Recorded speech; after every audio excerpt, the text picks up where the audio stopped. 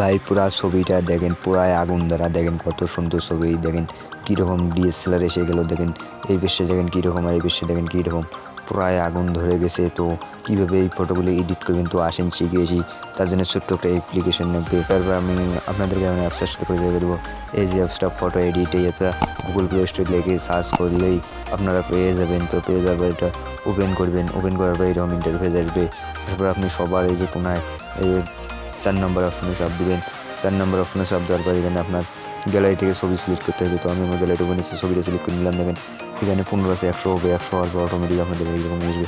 তো এখানে এই যে কোনায় সবার প্রথমে ফার্স্ট এই নাম্বারে চাপ দিবেন। দেওয়ার পর কিছুক্ষণ লোডিং নেবে। তো কিছুক্ষণ আমি ওয়েট করে নিচ্ছি, দেখেন তো হালকা কিছুক্ষণ ওয়েট করবেন। তো ওয়েট করার পর দেখেন মাধ্যমটা চলে এলো, দেখেন কত সুন্দরভাবে এডিটিং করা। তো দেখেন কত সুন্দর সুন্দর পপ পারবে। তো আপনারা শুধুমাত্র এক ক্লিক করতে পারবেন। তো ভিডিওটা কেমন লাগলো অবশ্যই লাইক কমেন্ট করবেন অবশ্যই। তো দেখেন কত সুন্দর সুন্দর ফটো এডিট। তো আপনারা সবাই ভালো থাকবেন। তো টাটা বাই বাই।